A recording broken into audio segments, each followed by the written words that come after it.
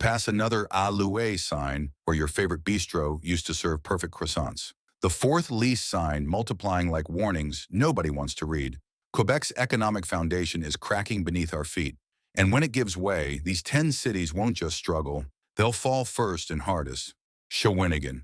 Shawinigan stretches along the St. Maurice River, its massive aluminum smelters and hydroelectric plants looking powerful from Highway 55.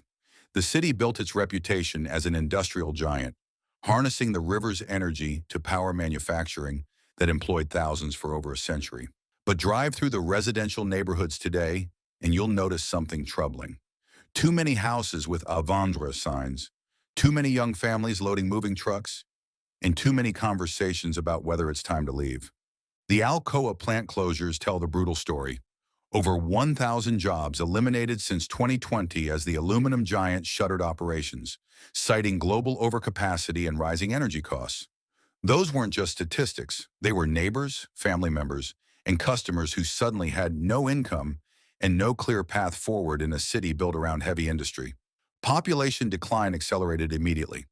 12% of residents left since 2019, with the steepest losses among workers aged 25 to 40. Young people aren't just leaving for university, they're not coming back. The skills that made Shawinigan prosperous for decades suddenly became irrelevant in an economy shifting toward technology and services. Municipal finances reflect the crisis. Property tax revenues plummeted as industrial assessments dropped and residential values stagnated. The city faces a debt-to-revenue ratio of 85%, well above sustainable levels, while still needing to maintain infrastructure designed for a much larger population. Here's what makes Shawinigan so vulnerable. Everything depends on Hydro-Quebec contracts that could change with provincial energy policies. When government priorities shift toward renewable exports or grid modernization, communities like Shawinigan become expendable rather than essential. While Shawinigan battles the collapse of its aluminum foundation, another Quebec community faces an even more precarious future as its underground wealth runs dry. Val d'Or. Val d'Or sits deep in the Abitibi wilderness, surrounded by forests so vast that Montreal feels like another country 534 kilometers away.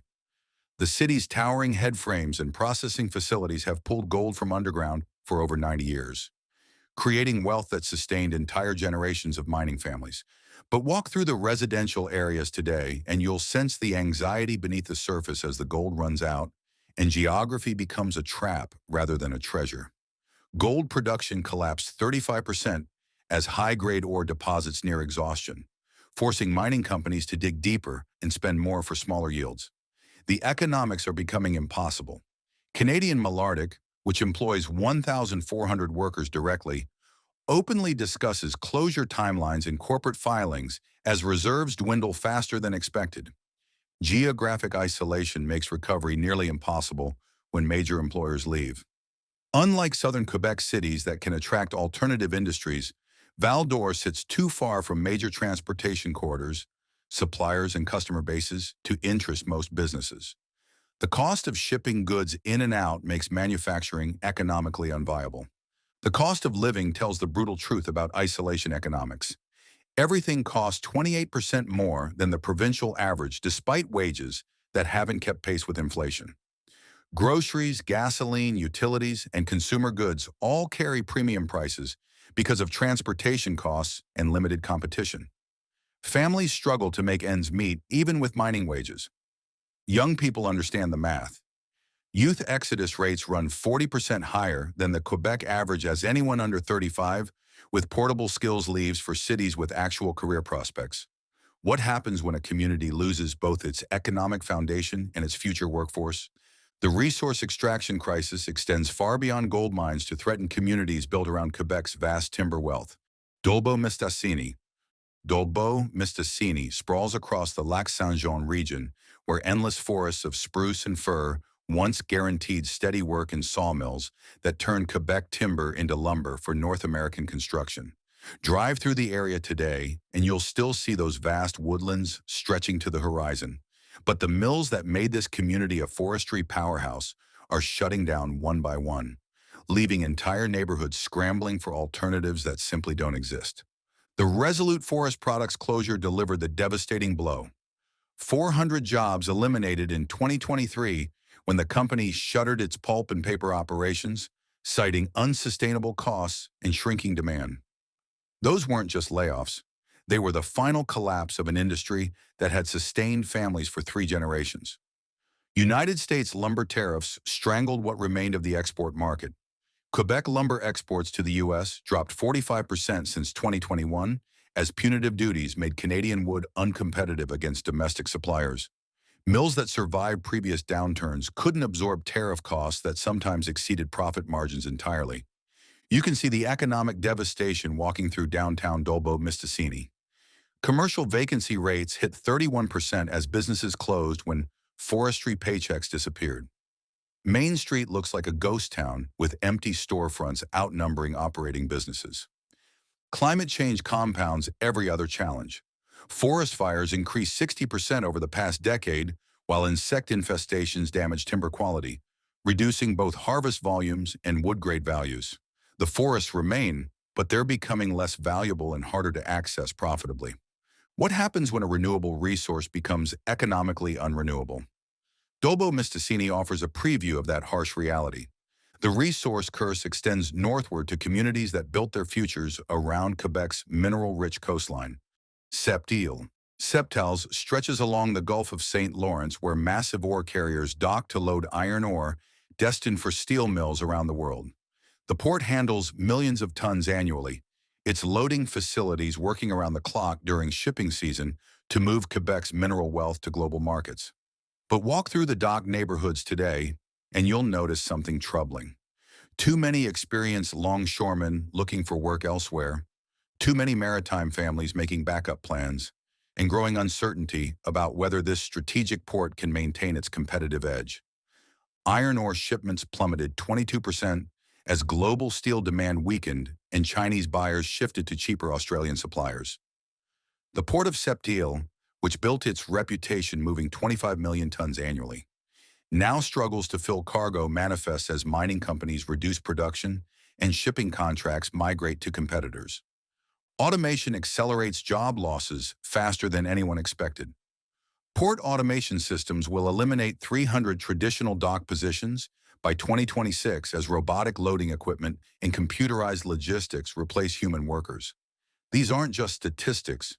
They represent families whose maritime skills suddenly became obsolete in an increasingly automated industry. Arctic shipping routes pose an existential threat.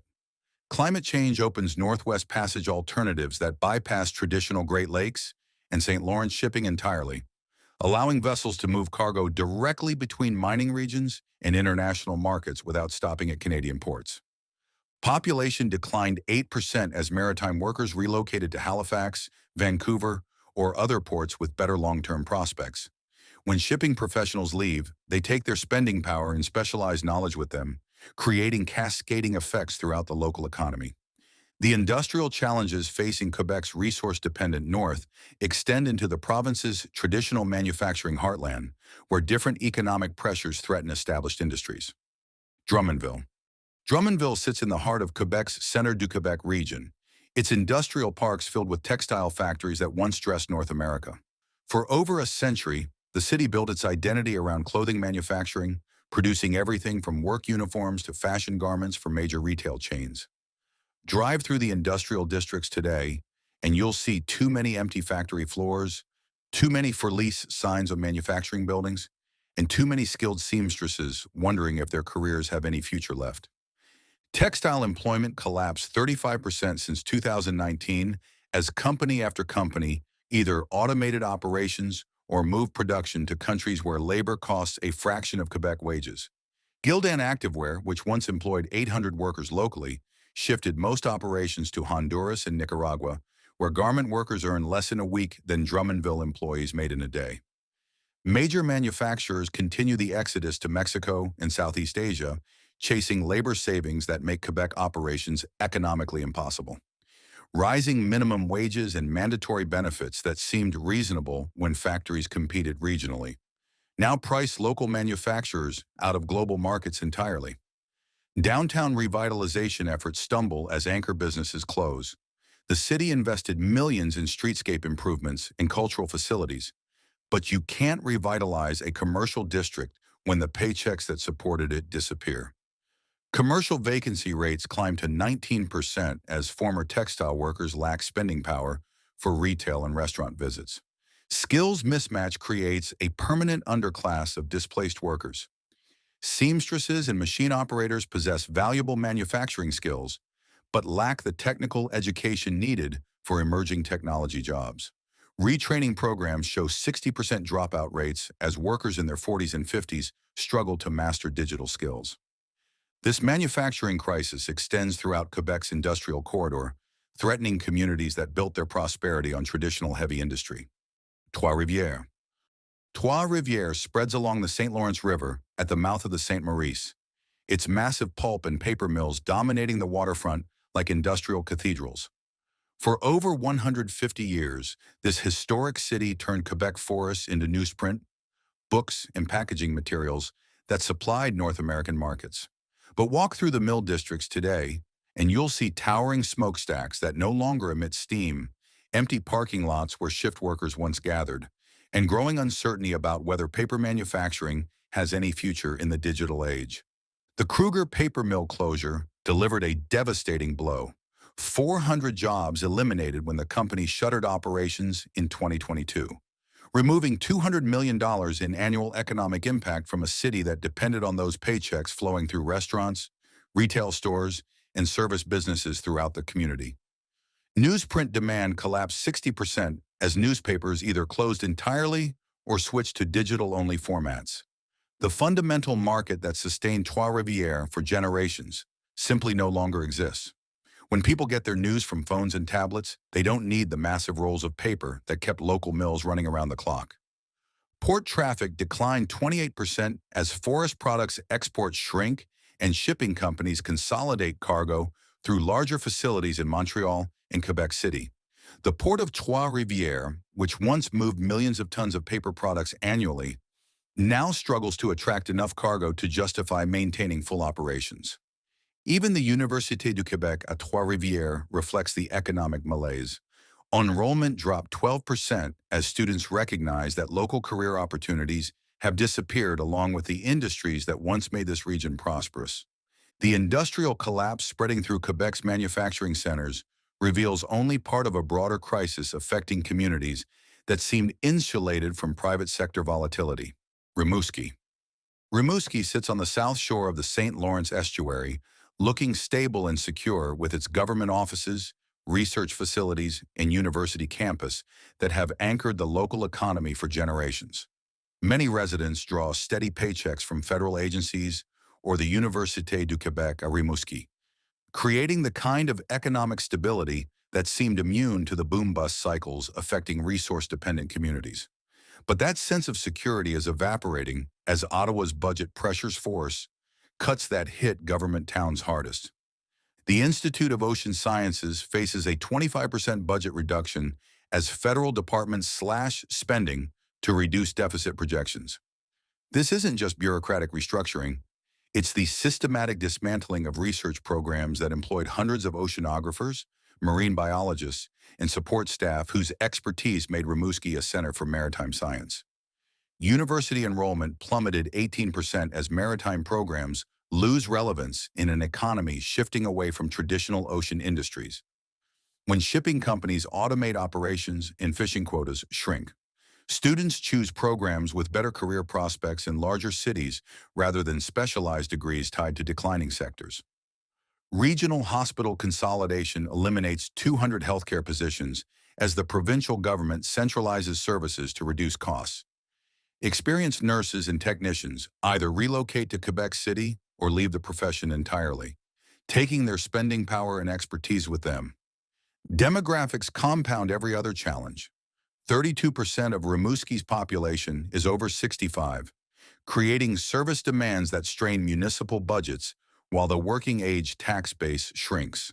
Young professionals leave for opportunities elsewhere, understanding that career advancement requires moving to larger centers.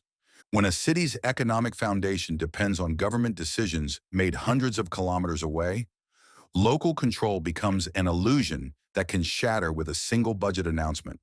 The vulnerability of government-dependent communities extends beyond federal cutbacks to affect cities that built their futures around public sector employment.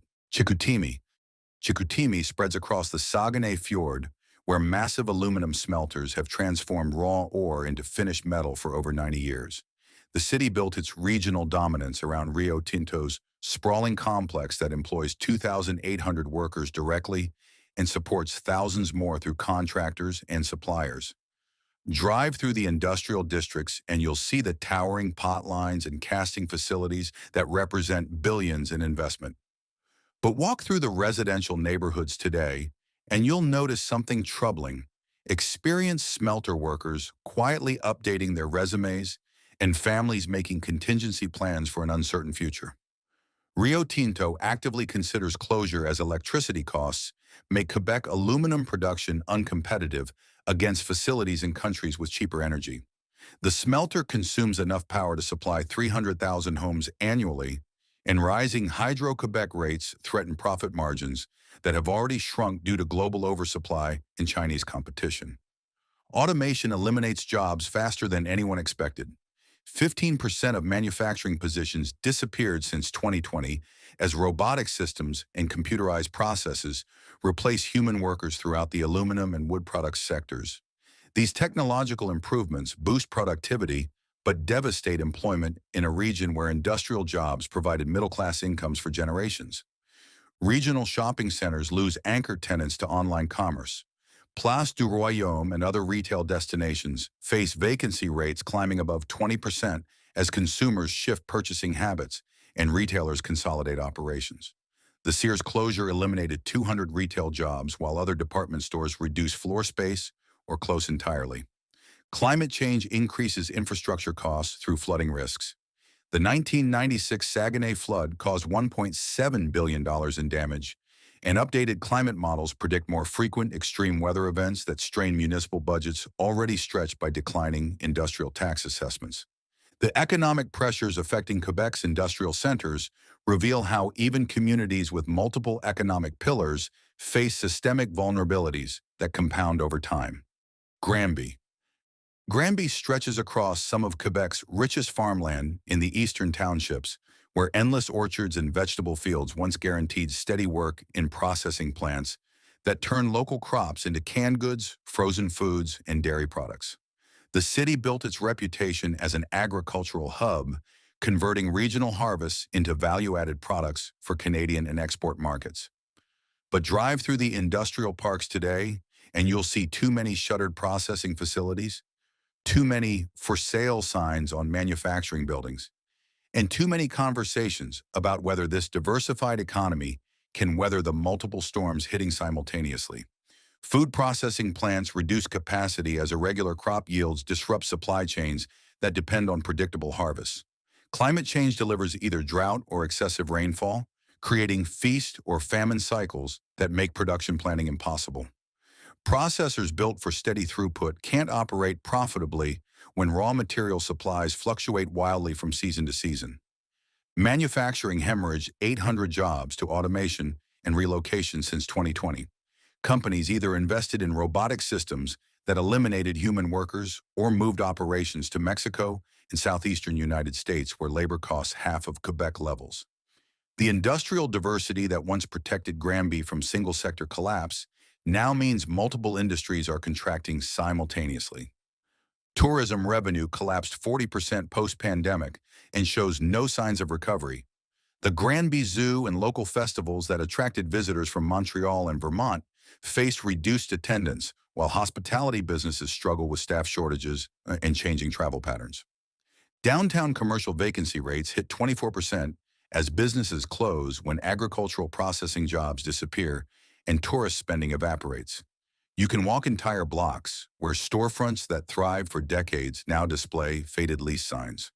The agricultural foundation underlying many Quebec communities faces existential challenges that reveal how environmental change creates economic catastrophe in unexpected ways. Thetford Mines. Thetford Mines sits in the Appalachian foothills where massive open pits once extracted the world's finest chrysotile asbestos.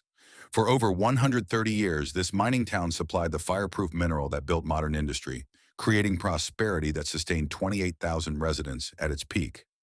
Drive through the community today, and you'll see those enormous excavations filled with water, creating artificial lakes that serve as permanent monuments to an industry that can never return. What you're witnessing is the final chapter of economic collapse, a slow-motion disaster that reveals how single industry dependence creates death spirals from which communities never recover. The asbestos industry closure left a 60% unemployment legacy that remains unresolved 3 decades later. When health concerns killed global demand for asbestos products in the 1990s, Thetford Mines lost its entire economic foundation overnight. Unlike other resource towns that could transition to alternative industries, asbestos mining created no transferable skills and left behind environmental liabilities that repel potential investors. Diversification attempts consumed $50 million in taxpayer funds while generating minimal job creation. Government initiatives to attract manufacturers, technology companies, and service businesses failed repeatedly because geographic isolation, contaminated sites, and workforce skill gaps made the community economically unviable for most industries. Population declined 45% since peak mining years, as anyone with portable skills fled to Quebec City, Montreal, or other regions with actual employment opportunities. The demographic collapse continues accelerating as remaining residents age, and young people understand that career prospects simply don't exist locally. Infrastructure decay reflects the shrinking tax base. Roads crumble, water systems fail, and public buildings deteriorate because the remaining population can't generate sufficient revenue to maintain infrastructure designed for 3 times as many residents. Thetford Mines demonstrates the irreversible mathematics of economic death spirals. Once the decline reaches critical mass, recovery becomes impossible regardless of government intervention or community determination.